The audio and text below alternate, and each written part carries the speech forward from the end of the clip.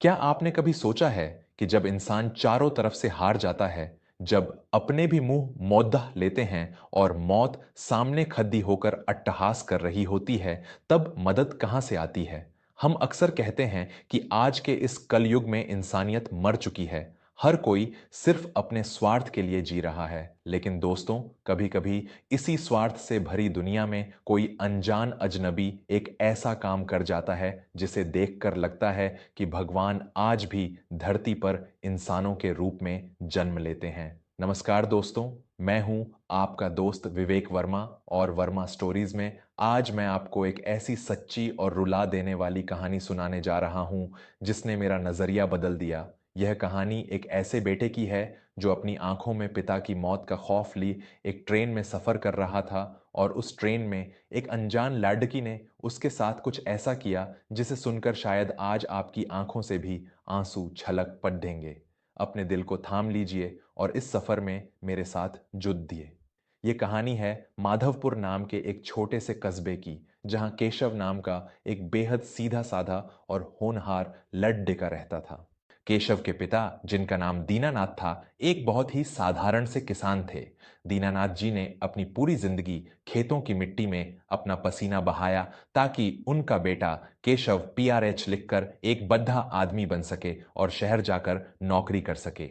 दीनानाथ जी ने केशव की पढ़ाई के लिए अपनी पुश्तैनी जमीन तक गिरवी रख दी थी। केशव भी अपने पिता के इन बलिदानों को समझता था। पढ़ाई पूरी करने के बाद उसे दूर एक बड़े शहर में एक कंपनी में नौकरी मिल गई।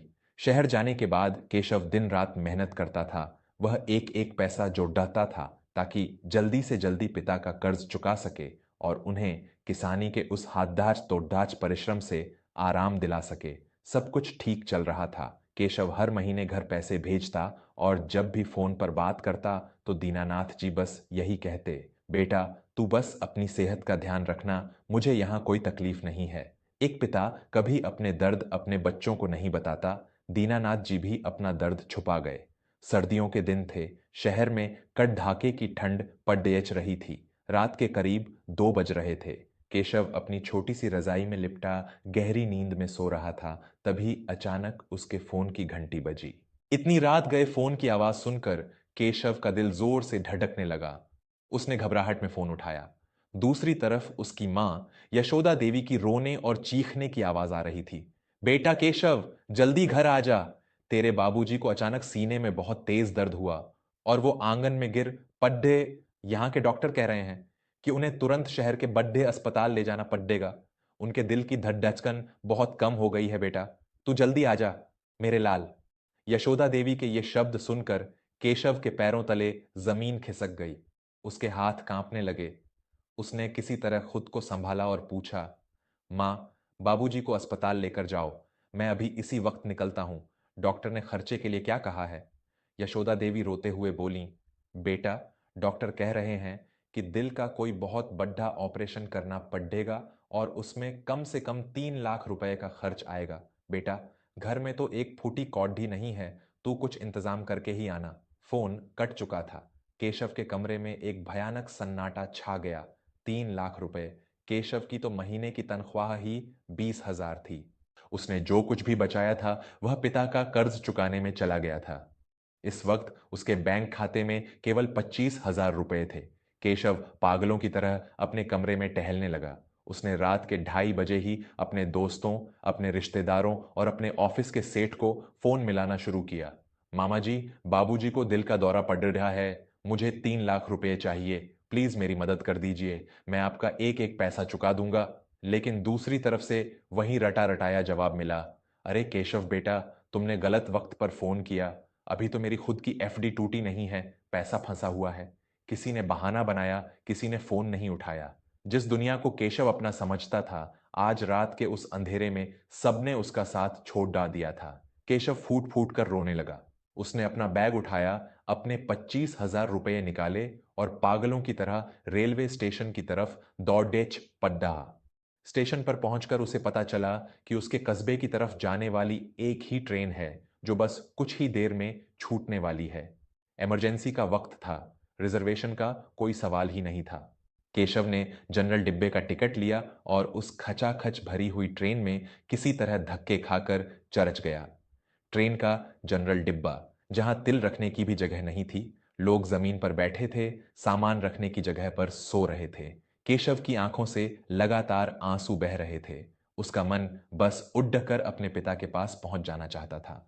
बहुत मिन्नतों के बाद खिद्दकी के पास बैठी एक बूढ़ी अम्मा ने थोड़ा सा खिसक कर केशव को बैठने की जगह दे दी। केशव वहीं से कूद कर बैठ गया।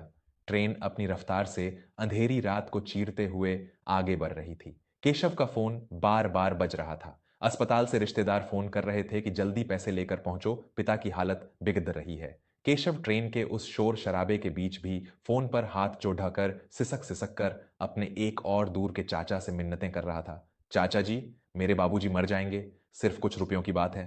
मेरे बाबूजी ने तो हमेशा सबकी मदद की थी, आज कोई मेरी मदद क्यों नहीं कर रहा? मुझे मेरे पिता की जान बचानी है चाचा जी, प्लीज कुछ करिए। लेकिन वहां से भी निराशा ही हाथ लगी। फोन कट गया। केशव अब खुद पर काबू नहीं रख सका।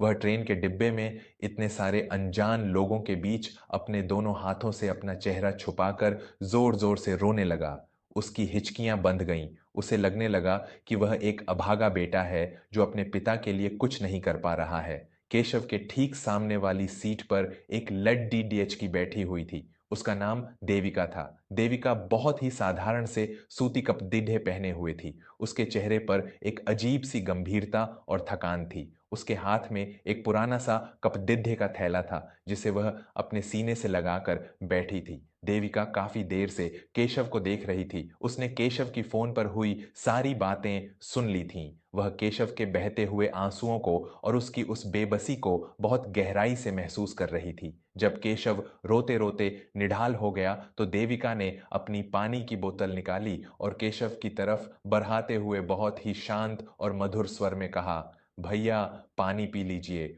हौसला मत हारिए। जो ऊपर बैठा है वो कोई ना कोई रास्ता जरूर निकालता है। आप इस तरह टूट जाएंगे तो अपने पिता को कैसे संभालेंगे? केशव ने लाल आंखों से देविका की तरफ देखा। उसे उस अनजान लड़की की आंखों में एक अजीब सी करुणा नजर आई। केशव ने कांपते हाथों से पानी की बोतल ली और 2 घूंट पानी पिया। उसने देविका को कोई जवाब नहीं दिया और वापस खिड़की से बाहर उस गहरे अंधेरे को देखने लगा जो बिल्कुल उसके भविष्य की तरह काला था। रात और गहरी हो गई थी। रोते रोते और मानसिक तनाव के कारण केशव की आंखें भारी होने लगीं। वह नहीं सोना चाहता था, लेकिन इंसान का शरीर जब पूरी तरह से थक जाता है तो नींद जबरदस्ती अपनी आगोश में ले लेती है। केशव उसी खिड़की से सिर टिकाकर गहरी नींद में सो गया। सुबह के करीब 7 बज रहे थे। ट्रेन की सीटी की तेज आवाज से केशव की नींद खुली। उसने हड्डस बद्धाकर बाहर देखा। उसका स्टेशन आ चुका था। वह तुरंत अपनी सीट से उठा, अपना बैग उठाया और बाहर की तरफ भागा। भागते भागते उसकी नजर सामने वाली सीट पर गई, लेकिन देविका वहां नहीं थी। वह शायद रात में ही किसी पिछले स्टेशन पर उतर गई थी। केशव के पास इतना समय नहीं था कि वह किसी के बारे में सोचता। वह सीधे भागता हुआ अस्पताल पहुंचा। अस्पताल के आईसीयू के बाहर उसकी मां यशोदा देवी जमीन पर बैठकर रो रही थीं। केशव को देखते ही वह दौड़ाकर उसके गले लग गईं। केशव, मेरे बच्चे, तेरे बाबूजी की सांसें उखड़दाज रही हैं। डॉक्टर कह रहे हैं कि तुरंत ऑपरेशन करना होगा। तू पैसे ले आया ना बेटा? मां की यह बात सुनकर केशव के कलेजे के टुकड़े टुकड़े हो गए। वह अपनी मां को कैसे बताता कि वह हार गया है? वह कैसे बताता कि आज पैसों के अभाव में उसके पिता की जान चली जाएगी? तभी आईसीयू से मुख्य डॉक्टर बाहर आए। उन्होंने केशव को देखा और सख्त लहजे में कहा, देखिए, हमने अब तक उन्हें जीवन रक्षक दवाओं पर रखा है, लेकिन अब और इंतजार नहीं किया जा सकता। आपको तुरंत काउंटर पर 3 लाख रुपए जमा करने होंगे, तभी हम शल्य चिकित्सा ऑपरेशन शुरू कर पाएंगे। जल्दी कीजिए, हमारे पास समय बहुत कम है। केशव की आंखों से फिर आंसू बहने लगे। उसने अपने कांपते हाथों से अपने कंधे पर टंगा बैग नीचे उतारा। उसने सोचा कि उसके पास जो 25,000 रुपए हैं, कम से कम वो तो डॉक्टर के हाथ में रख दे और उनके पैरों में गिरकर भीख मांगे। केशव ने जैसे ही अपने बैग की चेन खोली, वह बुरी तरह चौंक गया। उसके बैग के अंदर उसके कपड़ों के ऊपर एक लाल रंग की पुरानी चुनरी में बंधा हुआ एक भारी सा गट्ठर रखा हुआ। केशव ने घबराहट में उस गट्ठर को बाहर निकाला। उसने जब उस चुनरी की गांठ खोली तो उसकी आंखें फटी की फटी रह गईं। वहां खड़े-डिढे डॉक्टर और उसकी मां भी उस दृश्य को देखकर सन्न रह गए। उस चुनरी के अंदर 5-5 100 के नोटों की गड्डियां रखी हुई थीं और उन नोटों के ऊपर सोने के 2 भारी कंगन और एक मंगलसूत्र रखा हुआ था। केशव के हाथ कांपने लगे। उसे समझ नहीं आ रहा था कि यह सब क्या है और उसके बैग में कैसे आया। तभी उन पैसों के बीच से एक मुद्दा हुआ कागज का टुकड़ा नीचे गिरा। केशव ने तुरंत वह कागज उठाया। उस पर नीले पेन से कुछ लिखा हुआ था। केशव ने आंसू भरी आंखों से उस पत्र को पढ़ना शुरू किया। उसमें लिखा था, भैया, मुझे नहीं पता कि तुम्हारा नाम क्या है। ट्रेन में तुम्हारी बातें सुनकर मेरा दिल रो पड़ा। आज से ठीक 1 साल पहले मैंने भी अपने पिता को इसी तरह अस्पताल के बिस्तर पर तड़पते हुए देखा था। मुझे भी उस दिन पैसों की सख्त जरूरत थी, लेकिन मैं इंतजाम नहीं कर पाई और मेरे पिता मुझे हमेशा के लिए छोड़कर चले गए। मैं जानती हूं कि जब एक पिता सिर पर हाथ नहीं फेरता तो यह दुनिया कितनी डरावनी हो जाती है। इस चुनरी में 3 लाख रुपए नकद और मेरी मां के आखिरी जेवर हैं। ये पैसे मैंने दिन रात सिलाई करके और लोगों के घरों में बर्तन मांजकर अपनी शादी के लिए जोधे थे।